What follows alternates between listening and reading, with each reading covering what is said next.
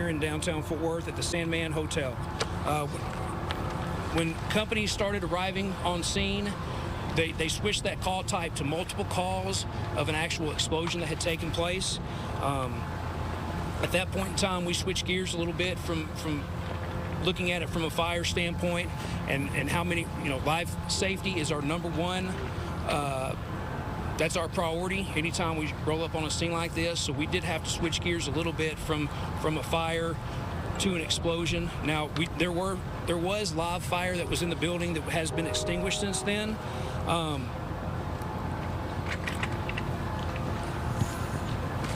I apologize for this. The wind's kind of got my pages blowing around. It did go to a second alarm, and what that did was allow us to bring in more resources to help with the patient care and stuff that we needed, the fire, to make sure that we were doing a search of the entire building and to put the fire out. We did have the ambulance, which comes and they can take multiple people to the hospital at one time. We had our MCI, our mass casualty trailer that came, that offers a lot more resources and equipment for us to be able to do our jobs. The calls came in. We had initial calls that people were trapped in the basement. We did extract several people from the basement that weren't able to get out on their own at that point in time. We have since then started doing our secondary all clear. We have found another patient that was in the building. Now, earlier when I talked to you guys, I said that there was one person that was not accounted for. That person was found, but since then we have found that we had another patient that was trapped there in the building. Again, Arlington has cooperated with us, as they always do, and staged some of their apparatus here to help us with our call volume. And we do have that Family Assistance Center that's located at Lot 15 at Sundance Square parking lot, 205th Street. So what that Family Assistance Center does is it goes back, if you're looking for loved ones, if I know we're having an issue right now because of the amount of people that are down here with cell phone service, if you have a loved one that you cannot get in touch with, you can go to the location at Lot 15 at the Sundance Square parking lot, 205th Street, and we've got resources that are there to help you come in contact with your loved ones if you have not been able to make contact with them since this incident started. This is still a very active scene.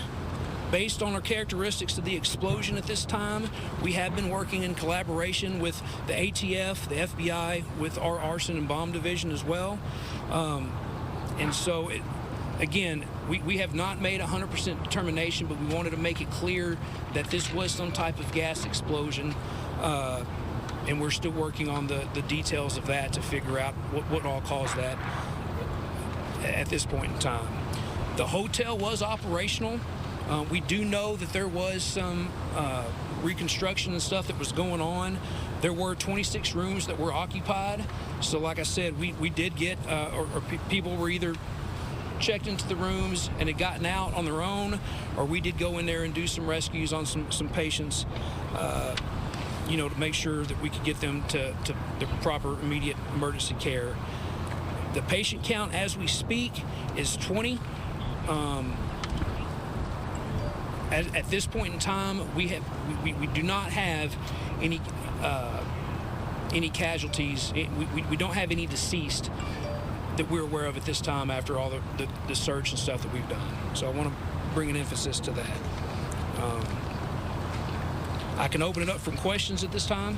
Sir, do you think that the reconstruction might have had, could you explain a little bit about what that work was and if it might have had anything to do with the explosion? Well, so the question is, as far as the reconstruction goes, is that what may have caused the event that happened today? I don't know the details on the reconstruction itself. I don't know if it was, the hotel was operational, and so I guess basically I can't answer that question specifically for you. So the number of injured has gone from 11 for last update to now at least 20? We've got 20 total. There were 19 that were treated here on scene and or transported to local hospitals, and we do have one patient that has walked into the hospital on their own from here on scene to get treatment at the hospital. So you're still only one critical? I'll let Matt Zabasky with MedStar talk about that. So the total patient count from this particular incident currently remains at 20. 19 of them were treated on the scene. Of those 19, 1 was in critical condition, 4 were in serious condition but not life-threatening. The rest had minor injuries. So far, 14 patients have been transported to local hospitals.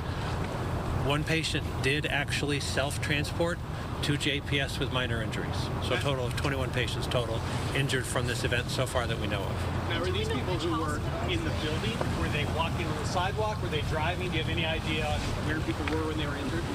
They were, we don't know where they were when they were injured. They could have been outside, they could have been inside.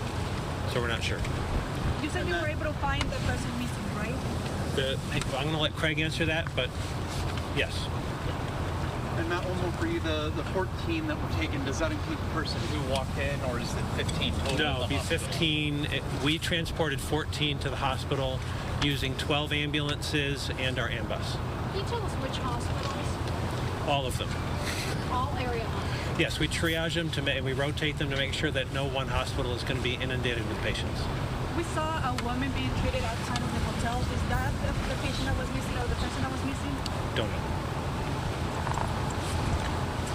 Someone was found when you did the second sweep. You mentioned that. Were they? Yes, ma'am. So when we do our preliminary search, it's a real get in quick.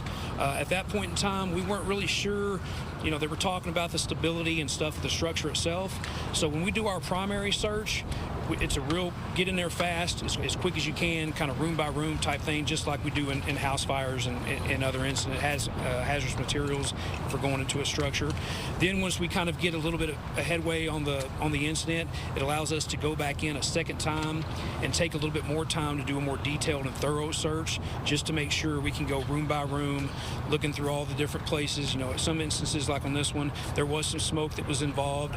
So that secondary happens after everything's kind of cleared out a little bit, and we've got a better visual standpoint to go in and really feel that we've done a lot better of a job outside of, you know, the second time. So just so I'm clear here, is it 20 or 21 patients?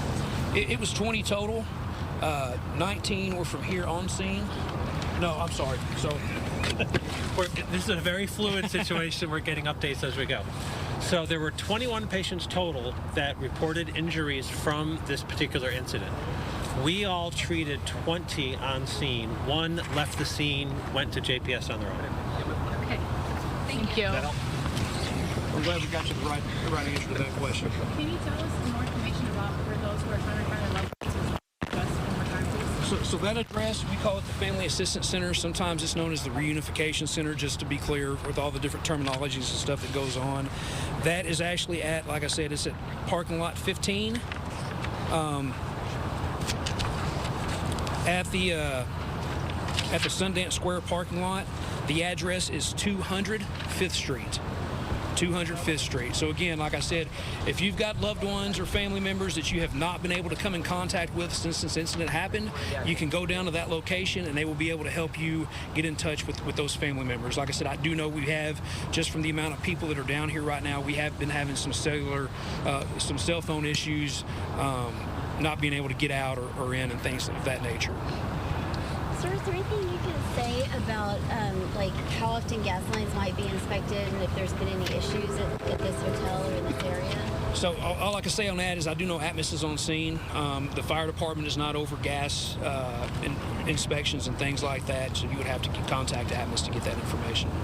Craig, any issues with access if you guys are trying to clear the building? I understand from talking to one of the people who was inside that stairwells had been destroyed. I mean, so that made it difficult to exit. How about for you guys just getting in to be able to clear things? Yeah, so I know some of the places when they were making their way down into, you know, like I said, we had reports of people that were trapped down in the basement, and because of the explosion that took place, some of those access areas were either covered up or didn't feel safe at that point for people to get down to get, you know, into those areas to make sure that we were able to get everybody out.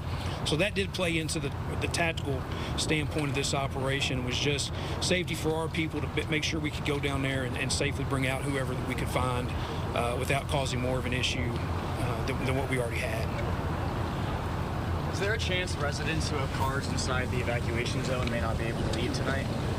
I'll let PD talk about that. I don't know what the question was. Is there a chance residents with vehicles inside the evacuation zone won't be able to leave tonight? The plan right now, as far as the perimeter that's been set up, is after we talk with some of the experts that are reviewing the structural integrity of the building, if we're able to collapse the perimeter somewhat to open up some more areas, that would give people access to vehicles and the businesses in the area. Obviously, we won't be doing that until it is safe to do so, but the last thing we want to do is inconvenience anyone who needs a vehicle to get home. So we'll work with everyone we can to make sure we allow access to areas as it's safe so they can access their vehicles as quickly as possible. Yes, sir. Mayor? You've been able to determine anything about the structural integrity of the building yet? We do have property management on scene, and they are looking into that as we speak. We're still, like I said, trying to make sure and clear the building to make sure that we've got everybody out at this point in time. So I'm not even sure yet if they've been able to get in until we've kind of went in and did everything that we needed to do from a life safety standpoint to make sure everybody has gotten out. So right now, is it accurate to say everyone's accounted for? I would not say as of yet. Like I said, we have had the primary search, but we're still going through right now, going room to room to make sure we do the secondary search, just so we can say without a doubt that we have gotten everybody out and there's nobody else left inside. The building's 104 years old, kind of a historic structure here in town.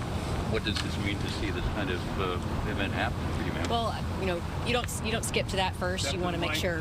You want to make sure people are safe. Really special thanks to our first responders, other jurisdictions that have stepped in to help our Fort Worth Fire Department and Police Department to get to this place.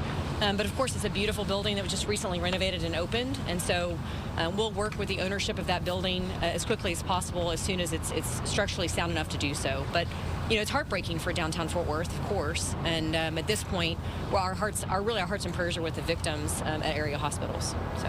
Were you here at City Hall when the explosion happened? Yeah, I was actually at our new building, at the new Pier 1 building. So, but this building was pretty quickly evacuated, as was the federal building and others in the surrounding area. And did you hear it? I did not hear it, but our staff that was here at City Hall definitely did. Most of them kind of described it as an earthquake sound. Yeah. Any other questions? All right, again, thanks for everybody coming out. We'll probably, I would say before the 10 o'clock hour, we'll be back seeing everybody again. Greg, can you describe the scene when you first rolled up? Can you describe what we're not seeing? You can't see it down the street. Yeah, so when you pull up on the scene, I mean, it's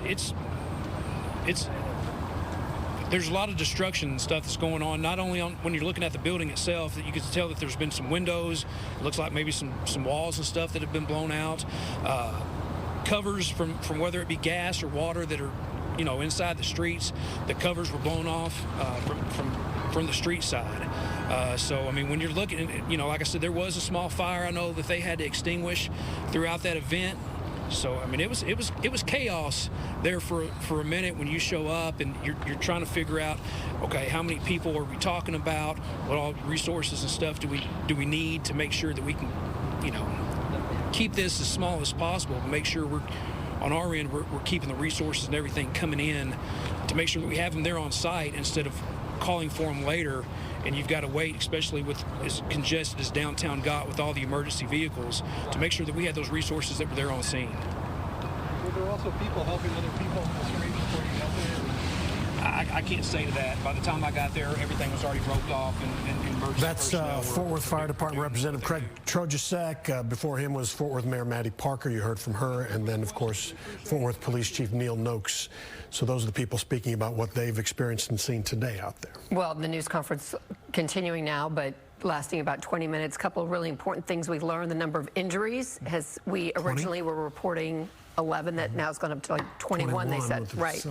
And here's the other part of this too, is that the primary search, where they kind of go in quickly, went into the Sandman Hotel, did a quick search, then determined any structural safety so first responders could go back in a second time. That secondary search is still going on, and they found one person, but it continues now. So still a very active scene, and as you heard, we're going to hear from them as the night continues to move on, and we'll have the very latest for you online and on Fox 4 News at 9 as well.